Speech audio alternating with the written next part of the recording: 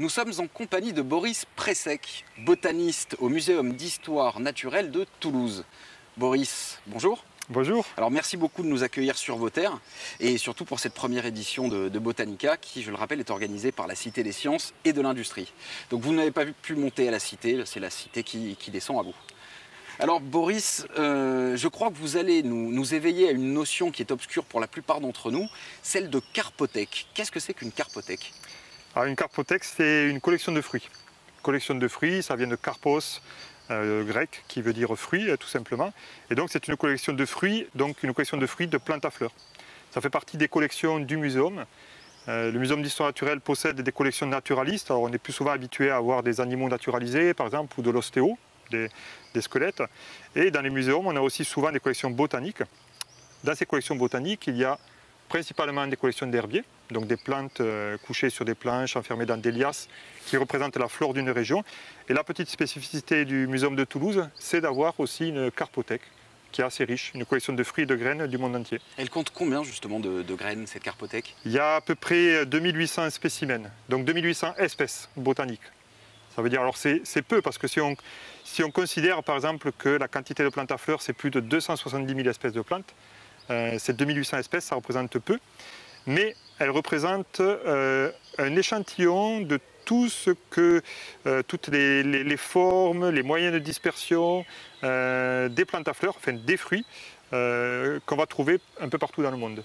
Alors, je crois que plusieurs continents, évidemment, ils sont tous représentés. Il y en a un particulièrement qui est très représenté ici, c'est le continent africain.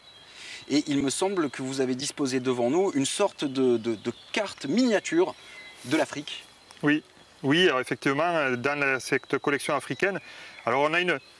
Bon, l'Afrique, c'est un très très grand continent, hein. Quand on parle de l'Afrique, c'est quand même un certain nombre de pays plus ou moins grands, et des distances qui sont phénoménales. Et donc du coup, sur ce continent africain, on va trouver énormément d'ambiance climatique, beaucoup d'environnements, depuis des plaines désertiques jusqu'aux hautes montagnes enneigées. Et alors la spécificité de la collection africaine du muséum, c'est d'être surtout bien illustrée dans la zone soudano-sahélienne. Donc toute la zone qu'on va trouver en dessous du désert de Sahara. Pour autant, on a des fruits qui viennent quand même d'un petit peu partout en Afrique. Et effectivement, je vous ai disposé ici quelques-uns des échantillons depuis l'Afrique du Nord jusqu'à l'Afrique du Sud, qui illustrent bien à la fois la diversité des plantes à fleurs et la diversité aussi des moyens de dispersion des fruits et des graines. Très bien, je crois qu'il ne nous reste plus qu'à suivre le guide. Je vous suis. Alors, oui. On commence par où ? Alors, par l'Afrique du Nord, hein, c'est le plus simple, c'est le plus proche de nous aussi. Hein. Ce sont souvent la flore d'Afrique du Nord. Ici, on est dans une zone climatique qui est proche du climat méditerranéen. Donc, on va retrouver aussi des espèces communes. Et pour illustrer la flore d'Afrique du Nord, je vous ai mis des fruits de caroubier. Donc, le caroubier, c'est un petit arbuste des régions sèches, caillouteuses, montagneuses très fréquemment, qui produit ces gousses. C'est un arbuste qui appartient à la famille des légumineuses, qui produit donc des gousses, c'est le fruit des légumineuses. Et dans ces gousses, on peut entendre, on a des... alors la pulpe de ces gousses est comestible, elle est consommée régulièrement, mais surtout elle héberge des petites graines, ici là. Ces petites graines, elles ont la particularité d'avoir quasiment toutes le même poids, qui est un poids de 0,2 g. Et donc le nom de cet arbuste, c'est le caroubier. Et ces graines, à une époque où on n'avait pas de poids pour peser les matières précieuses, servaient à peser ces matières précieuses. Et donc ce mot de caroubier a donné le mot de carat. Et donc le carat, un carat en bijouterie, ça représente 0,2 g. C'est le poids d'une graine de ce caroubier. Voilà, ensuite je vous ai présenté... Alors du coup, ça fait partie de la collection de fruits et graines, mais ce n'est pas un fruit ni une graine. Je vous ai présenté cette branche d'un arbuste de la zone aussi soudano-sahélienne qui est un acacia. Alors quand on voit ça sur une branche, on a l'impression d'avoir un fruit, une espèce de gros marron. En fait, ce n'est pas un fruit. Une petite originalité, c'est une épine qui est renflée et qui va héberger à l'intérieur des fourmis. Là, on voit, il y a un petit trou. Hein. Ah oui, effectivement. Et donc les fourmis, ici, j'en ai ouvert une. Les fourmis vont loger là-dedans. L'arbre va, en plus de leur fournir le gîte, leur fournir le couvert avec des sécrétions le long des branches qu'elles vont consommer. Et ces fourmis, en retour, elles vont protéger l'arbre de toutes les pathogènes, pardon, pas pathogènes, mais prédateurs, type chenilles, qui voudraient consommer les feuilles, par exemple. Voilà, donc ça c'est un acacia. Ensuite, on revient sur des zones, donc là on est en dessous de la zone des pays du Maghreb, en Afrique de l'Ouest notamment, mais c'est un arbre qui est répandu un petit peu partout en Afrique dans les zones sèches, mais particulièrement en Afrique de l'Ouest, notamment au Sénégal, c'est le baobab. C'est le fruit du baobab, c'est un très gros fruit qu'on appelle le pain de singe. Là il y en a un d'ouvert. Et dans ce fruit, on va trouver donc bien sûr les graines, puisque le fruit protège les graines, et autour des graines, une pulpe qui est farineuse, sucrée, et très consommée, très appréciée à la fois par les humains qui le consomment, mais aussi par, effectivement, notamment les singes, d'où ce nom de pain de singe. D'accord. Alors là, je pense qu'on va descendre un tout petit peu plus vers le sud maintenant. Voilà, on descend vers le sud, on arrive dans une zone d'Afrique qui embrasse tout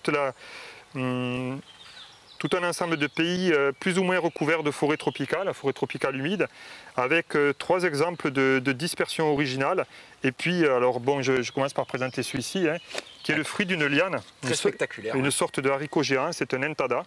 Donc c'est une grande liane qui peut atteindre plus d'une centaine de mètres de long et qui produit ces grandes gousses, donc un haricot, une sorte de haricot. Et à l'intérieur, dans chaque loge, on a une grosse graine. Quand le fruit tombe, la loge se casse, la graine tombe, et en général ce sont des fruits, des lianes qui poussent dans des arbres au bord de rivières, au bord de fleuves, et cette graine elle flotte et elle va être dispersée par l'eau. Ici on a un arbre, alors c'est le fruit d'un arbre, d'un grand arbre, qu'on appelle l'arbre aux semelles. L'arbre aux semelles parce que donc ce fruit c'est aussi une légumineuse, il y a beaucoup de légumineuses. Le fruit est droit quand il est frais, et à maturité, quand il fait chaud et sec, il va se vriller brusquement, en spirale. Donc là, on a les 2 parties du fruit, et expulser, projeter au loin, ces grosses graines qui sont très plates, fuselées, et qui vont être dispersées sur plusieurs dizaines de mètres. D'accord, ça c'est un mode de reproduction, d'une certaine manière. C'est un mode de dispersion. Mode de dispersion, exactement. Et enfin, toujours pour cette zone, je vous ai présenté un fruit aussi qui est pas mal original parce que pour son moyen de dispersion, quand on voit ce fruit au sol, déjà on a du mal à le rattacher à un fruit, on a plutôt l'impression de voir un caillou ou une pierre. La graine s'appelle la graine caillou d'ailleurs, ou la graine pierre. Il n'y a que les éléphants qui sont capables de fracturer le fruit pour libérer les graines. Donc ici par exemple on a un fruit ouvert avec 3 loges. Voilà, donc ici on peut remettre les articles, enfin les protections. Et à l'intérieur, dans chacune de ces loges, il y avait une graine. Donc l'éléphant, comme il est gourmand de l'enveloppe charnue, parce qu'autour il y a une pulpe charnue, mange le fruit en entier. Dans ses molaires, il casse ce fruit, il l'ouvre et les graines passent dans son tractus digestif et sont excrétées. Et les graines vont se trouver donc, du coup dans ces excréments qui sont très fertiles et vont germer dans les boues d'éléphant. C'est un fruit qui n'est dispersé que par les éléphants. Et du coup, là aussi, on voit l'originalité de ces fruits et la coévolution avec le monde vivant, avec le monde animal, qui est que très souvent, les fruits sont dispersés par des animaux très spécifiques. Et dans ce cadre-là, s'il n'y a pas d'éléphant dans la zone pour les disperser, l'arbre ne se disperse pas. Et en gros, il ne pousse que toujours au même endroit. C'est fascinant. Toujours en descendant, les 2 derniers fruits représentent alors un tout petit échantillon bien sûr de la flore de l'Afrique australe, avec ici les zones sèches, représentées les zones sèches de Namibie, du Botswana et de l'Afrique du Sud. C'est un fruit alors original pour 2 raisons. C'est un fruit qu'on appelle griffe du diable. Il appartient à un genre qui s'appelle l'Harpagophyton. L'Harpagophyton, c'est une plante qui est très connue, une petite liane qui est très connue, qui est utilisée en médecine, notamment pour les douleurs articulaires et rhumatismales. Très bien. Et peu de personnes savent qu'en fait, cette plante, qui déjà pousse en Namibie, et qu'en plus, elle produit un fruit qui est assez extraordinaire, parce que quand on le regarde bien, en fait, on se demande, mais quel est l'animal? Comment ce fruit se disperse, quoi. Bien sûr. Et pour finir, ça ressemble presque à de la gousse de vanille. Oui, alors c'est ou plutôt une fleur, non, je dis n'importe quoi, plutôt à une fleur tropicale. Oui, c'est ça. En fait, vous ne croyez pas si bien dire parce que c'est le fruit d'une plante qui s'appelle l'oiseau du paradis, qui est connu pour ses très très belles fleurs. Et alors ce fruit, ce qui est original, c'est que quand il est à maturité, enfin avant qu'il soit à maturité, il produit des capsules qui, on dirait du bois, des vieux segments de feuilles qui sont complètement insignifiants, on passerait à côté, et puis quand ils s'ouvrent, ils vont révéler à l'intérieur des graines noires, mais qui vont être entourées d'un petit tissu orange, et ce tissu orange va attirer l'œil, le regard des oiseaux, de certains oiseaux en particulier, qui vont disperser cette plante en venant se nourrir uniquement de cette partie charnue. Et comme ils mangent que cette partie charnue, bon, ils la transportent en vol, ils vont se mettre sur une branche, ils mangent la partie charnue et ils laissent tomber la graine. Et c'est comme ça que la plante se disperse en étant un petit peu oubliée par l'oiseau qui ne consomme pas la graine, mais il ne consomme que cette partie charnue qu'on appelle une arille. Je vois. Écoutez, c'est fascinant. Boris, merci infiniment pour cette présentation.